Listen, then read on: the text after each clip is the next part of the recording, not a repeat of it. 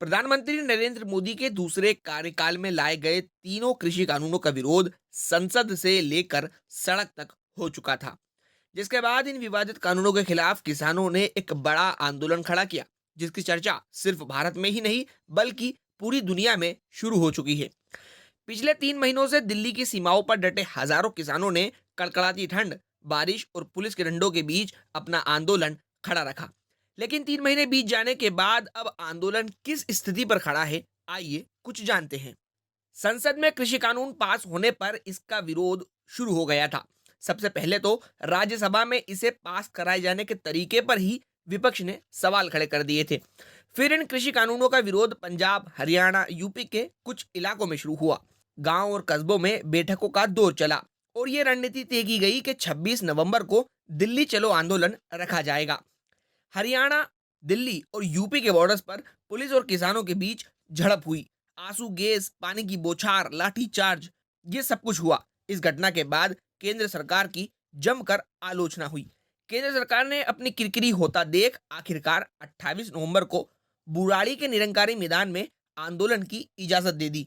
लेकिन किसानों ने मैदान में न जाते हुए बॉर्डर्स पर ही प्रदर्शन शुरू कर दिया। सिंधु बॉर्डर, टिकरी बॉर्डर और गाजीपुर बॉर्डर को प्रदर्शन का स्थल बना दिया गया। आंदोलन को बढ़ता देख सरकार ने बातचीत की पहल की और सरकार ने किसानों के बीच कई दौर की बातचीत हुई, लेकिन बातचीत से कोई हल नहीं निकला। जिसके बाद किसानों ने 26 जनवरी को एक ट्रैक्टर परेड का आयोजन किया। लेकिन 26 जनवरी को ट्रैक्टर परेड के दौरान किसानों और पुलिस के बीच जमकर झड़प हो गई, जिसके बाद सरकार और उसके समर्थकों ने किसानों पर जमकर हमला बोला। सरकार और उसके समर्थकों ने किसानों को खालिस्तानी, आंदोलनजीवी और ना जाने क्या क्या कह दिया। 26 जनवरी को हुई घटना के बाद किसानों का भी रुख नरम हो गया था। लेकिन इसी बीच 28 जनवरी को कुछ लोगों ने किसानों के प्रदर्शन स्थल पर हमला किया, उनके साथ मारपीट की और ये पूरी घटना पुलिस की मौजूदगी में हुई। इस पूरी घटना का आरोप बीजेपी के विधायक नंदकिशोर गुर्जर और सुनील शर्मा पर लगा।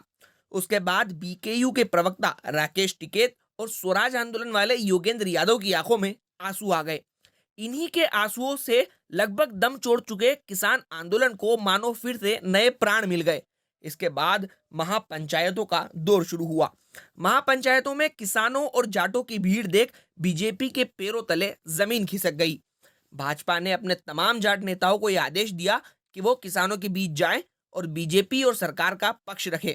लेकिन बीजेपी का ये कार्य भी आसान नहीं होगा, क्योंकि कल संजीव बलियान के साथ हुई घटना इस बात का उदाहरण है कि आज भी जाट समुदाय और किसानों के बीच सरकार के खिलाफ भारी रोष है और वो तीनों कृषि कानून वापस कराने पर अड़े हुए हैं। कई जानकारों का मानना है कि सरकार अभी अपना रुख नरम नहीं करेगी, लेकिन किसानों ने भी ये बात कह दी है कि वे आने वाले दिनों में चुनावी राज यानी पश्चिम बंगाल, असम और तमिलनाडु का रुख करेंगे और वहां पर भारतीय जनता पार्टी के खिलाफ प्रचार करेंगे, जिसके बाद सरकार को झुकना ही पड़ेगा। इस पर राजनीतिक विशेषज्ञों का कहना है कि अगर ऐसा हुआ तो दक्षिण में अपने पैर पसारने की कोशिश कर रही भारतीय जनता पार्टी उत्तर में भी सिमट जाएगी, क्योंकि पश्चिमी उत्तर प्रदेश, हरियाणा, पंजाब और राजस्थान में जाट समुदाय और किसानों की संख्या अधिक है और इनकी आबादी निर्णायक स्थिति में है। साथ ही किसानों ने 23 से 27 फरवरी तक एक कैलेंडर जारी किया है, जिसके अनुसार इन 4 दिनों किसान आंदोलन को तेज करने के लिए 23 फरवरी को पगड़ी संभाल दिवस, 24 फरवरी को दमन विरोधी दिवस और 26 फरवरी को युवा किसान दिवस और 27 फरवरी को मजदूर किसान एकता दिवस मनाया जाएगा।